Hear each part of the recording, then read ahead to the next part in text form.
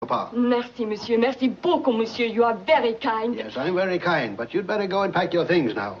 And if you're not out of the house in a very little while, I'll come down to your room and help you pack. I wish you would, Grandpapa. Oh, shameless. Leave this house. Go. There is old French saying, if you are thrown out of house, you better resign. Au revoir.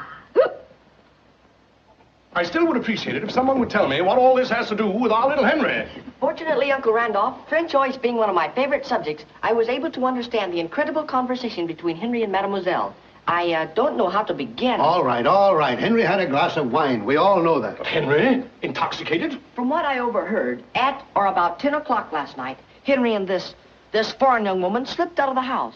Before doing this, however, Henry wrongfully took possession of his father's dress clothes, including $20, which Uncle Randolph was negligent enough to leave in his pocket. Imagine they went to Delmonico's. Did they have a good time? They drank champagne. Our little baby drank champagne. Well, thank you, Albert. But that's not all, Grandfather. It seems, from what I could gather, that Mrs. Asterbrook of the Asterbrooks, who was sitting at an adjoining table, resented bitterly the idea of Henry dropping a nickel into her decolletage and complaining to the management because no chocolate bar dropped out of Mrs. Asterbrook. Mrs. Asterbrook, how can I ever face her? What a disgrace. I'm going to teach that boy a lesson. Yes, that's what he deserves, throwing nickels around like that.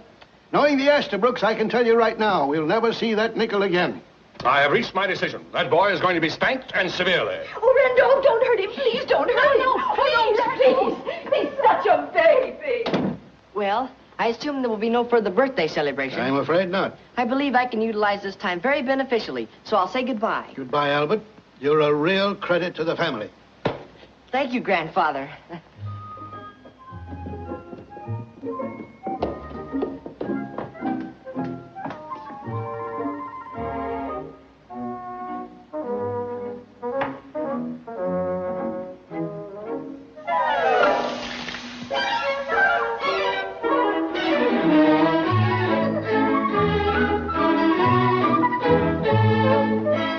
It was a Sunday morning, the day of my 26th birthday. Oh, that boy. Well, at least poor grandmother, may her soul rest in peace, was spared seeing a day like this. Oh, Randolph. Randolph, where can he be? Where can he be? Now, Bertha, I'd like to give you some consolation, but all I can say is chins up. Oh, Randolph, where does he get it from? I give up, Bertha. I never gambled in all my life. I never got entangled with any girl until I met you. Randolph, you call it entangled? I mean, you entangled my heart. Oh, of course, Randolph, we entangled each other's hearts. Believe me, Bertha, I never knew what a musical comedy girl looked like. Well, what can he possibly derive from their company? To me, they were creatures from another planet. Where does he get it from? Nobody in our family was musical. To this day, I wouldn't know how to find the stage entrance to a theater.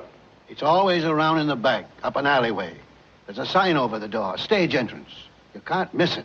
But I'm not interested, Father. I never was. But where does the boy get it from? Where does he get it from? Father built up the Van Cleve Importing Company from nothing. When he stopped, I carried on. Dad, you must admit, from the day I left Harvard, I earned every dollar I ever spent. Then why do you give him money without making him work for it? Well, I have to save the family name. What about you handing him hundreds of dollars? If I'd come to you for money, would you have given it to me? No. Would you give it to him? Why? Why? Because I like him.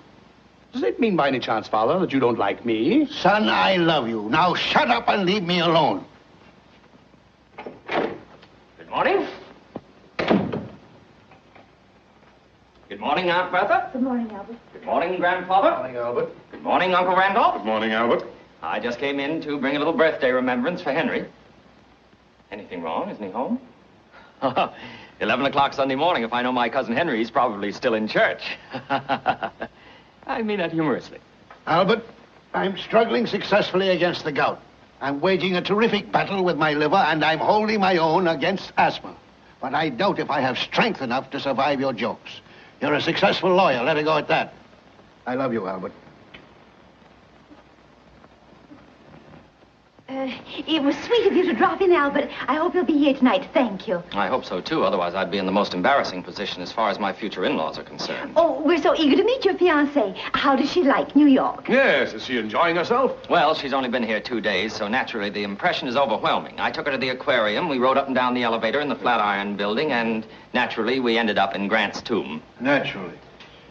And her parents? Oh, yes. How does the big Kansas City butcher like New York? Now, Father, please. I assume that you're referring to my future father-in-law, who happens to be one of the great meat packers of our time. Yes, Father Glebe. Don't you realize that every piece of beef we eat comes from one of Mr. Strable's many, many plants? Does that include the steak I fought 10 rounds with last night? Grandfather, you don't seem to have any idea of the importance of Mr. Strable. He created the most famous character in American advertising, Mabel the cow. You've seen her, Father, on billboards. That big happy cow smiling at you over the fence and saying in big letters, how does it go? To the world, my name is Mabel, which you'll find on every label. I am packed by E.F. Strable for the pleasure of your table. No cow in its right mind could have said anything like that. Sounds more like Mr. Strable. Grandfather, please, I beg of you. The family understands your humor, but it's a typical kind of New York humor. In other words, it's not for yokels, huh?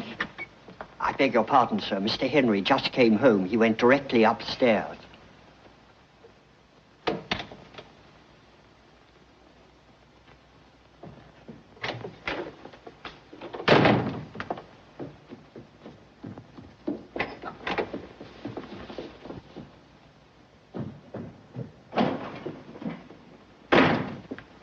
Aunt Bertha, when you see Henry, will you tell him that as a Van Cleve, I have the right to demand that he keep the shadow of scandal off our name? You see, my future in-laws are, so to speak, pioneer people, and... Packed by E.F. Strable for the pleasure of our table. Holy smoke! Goodbye, Aunt Bertha. Goodbye, Albert.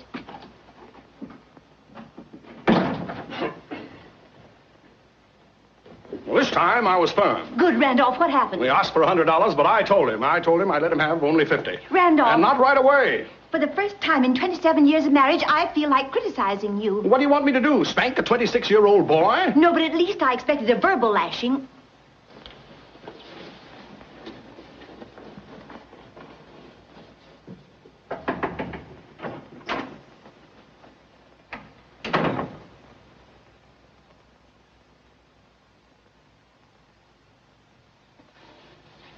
Are you all right, my boy? Yes, Mother. Many happy returns of the day. Oh.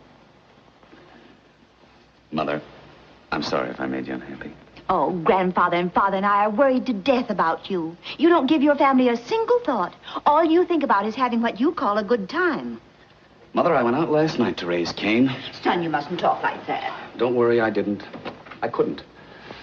I couldn't get her out of my mind. Son, you worry me. Are you well?